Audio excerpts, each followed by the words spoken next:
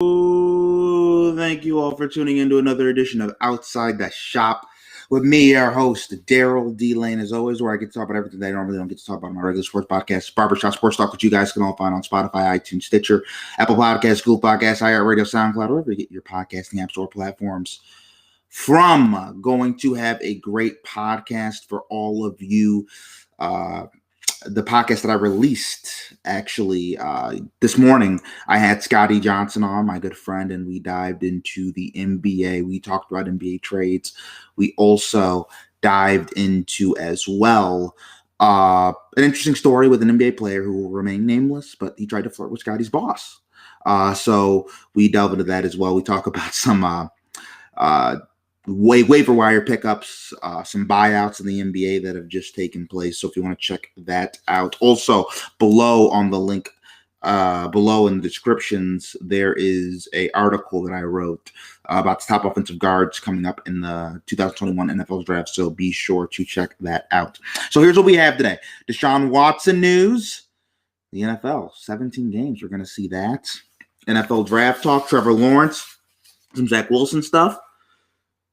Jalen Phillips at his pro day. And what are the 49ers doing to Jimmy G? God damn. Okay, so first let's start with this. Deshaun Watson. He is allegedly trying to settle the allegations. It's risen up all the way up to 19 in court. And I just think this has become a sad story. I think it's increasingly looking like Deshaun Watson did something wrong during this whole ordeal. Because I think the whole thing is, why settle if you believe that you've done nothing wrong? Like, a settle is kind of, in my opinion, and I could be wrong, people in the legal system know more than me, settling kind of means like, I effed up. And it looks like Deshaun made some wrong decisions at the very least. And one of the women gave a testimony about it. And I think it was really interesting. And I want to read it because it was kind of graphic. And here's what she said. She said, after 90 minutes, Watson asked to extend the session for another hour. She continued to work only on his quads, inner thighs, and abdomen, the specific areas he requested. Watson developed an erection, she says, and also began clenching and slowly thrusting the air. Mary, at first, wondered whether his movements were a pain response or to her deep tissue work. So she asked whether he was okay, she says. He replied and said that everything was fine and stopped thrusting for a short time. There was a point that he did tell me I could move his penis if I needed to, and I just completely ignored him. She took this suggestion as a way to touch his exposed penis, and Mary said later, different fluids were on his stomach and believes it was pre-ejaculation. Now, folks, that was tough to read. That is creepy. And I don't know if Deshaun's going to go to jail for this. I don't know the legal matters, but how can you look at him as being the leader of your franchise? If you're in the locker room, like how can you respect a guy like that? I think those are all things in society now, particularly in sports, that we have to look at. Like, this is some creepy stuff, man. Like, this is some creepy stuff. It's effed up. It's effed up. It's jive. It's wrong on so many levels. So Deshaun has some stuff to figure out. I want people to comment on this. Would you guys look at getting Deshaun? Would you want your team to have Deshaun? Would you be okay with Deshaun being your starting quarterback? That's something I want to know. And please, everybody, comment on that. So next up, the NFL, 17 game. They will have a 17-game regular season. Alvin Kamara kind of criticized that and said, like, what are they doing? It's BS.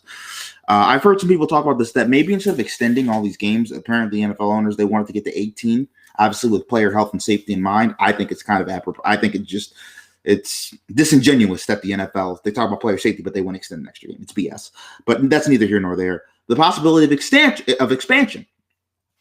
So if there was expansion, I also want people to comment on this too. If there was expansion, what are two cities that you think could use a football team? Now, in terms of the NFL draft, I want to get to this. Deshaun Watson, he will not attend the draft that will be in Cleveland, Ohio. He's going to stay in Clemson. I think Trevor Lawrence, Trevor's going to be the number one pick. in this upcoming draft. I do think it's interesting that he's not going to Cleveland. It's kind of like it's throwing Cleveland a little bit of shade, but obviously he wants to spend time with people at Clemson, so I have no issue with that.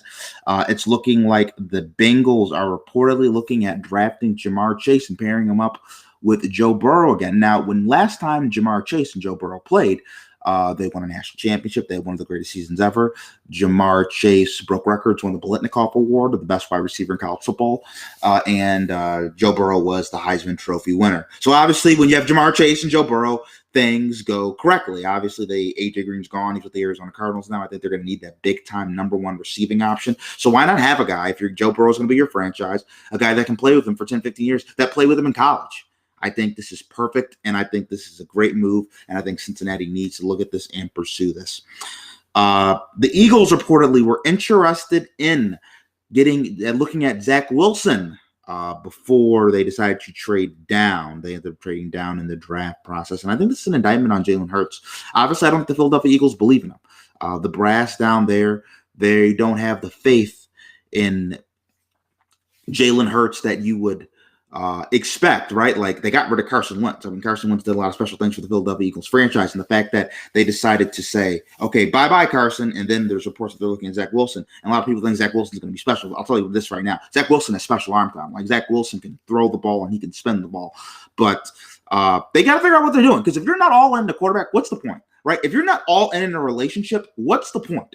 Be all in. Like, that's what the Buffalo Bills did. That's what the Buffalo Bills did with Josh Allen. They're all in. We're going to do whatever we can to make this guy the best he possibly can be. That's what the Baltimore Ravens did with Lamar Jackson. We're going to be all in. We're going to make this guy the best he possibly can be. That's what the Browns are doing with Baker Mayfield. That's what you do when you have a star quarterback. You go all in. Jalen Phillips, one of my favorite players in this draft, freak athlete, ran a 4.567, really good for Jalen Phillips. And lastly, Jimmy Garoppolo. Man, Jimmy Garoppolo had to be Tom Brady's backup. There was the whole Brady-Belichick ordeal that was going on for years. And then you want to know what happens, folks? Then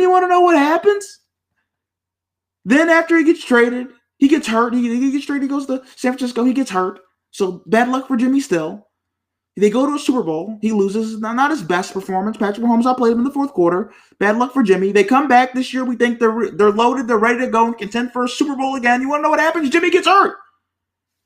And now they decide to trade up. It looks like they're going to draft a quarterback. And then John Lynch says this. John Lynch is like, we're going to keep Jimmy Garoppolo. Jimmy Garoppolo will remain with the team despite the team's plan to draft a quarterback. That is like hiring the person to replace you. Why the hell would Jimmy Garoppolo do that? Jimmy Garoppolo's in the freaking prime of his career. He took this team to a Super Bowl a couple of years ago. Why would he do that? Why would Jimmy Garoppolo do that? Somebody explain to me. Why would Jimmy Garoppolo go out of his way to help whoever they draft, whether it's a Mac Jones out of Alabama, a Justin Fields out of Ohio State, a Trey Lance out of North Dakota State. Maybe Zach Wilson falls there. Hell, maybe something crazy. They get Trevor Lawrence. I don't know. Why would he go out of his way to help any of these quarterbacks? He's trying to make a name for himself. He was Tom Brady's backup. He was the backup. He was the other guy. For most of his career, he's been hurt. He's trying to do something. He's not trying to be the mentor. He's trying to be a dude that starts and makes his own career and his own name for himself. So I think this is a toxic situation. If San Francisco is going to draft a quarterback, cut bait with this dude and get rid of him. Because I'm trying to tell you, it's going to not be pretty, and it's going to be ugly. And that's all we have for this edition of Outside the Shop. Thank you guys for tuning in. Have a great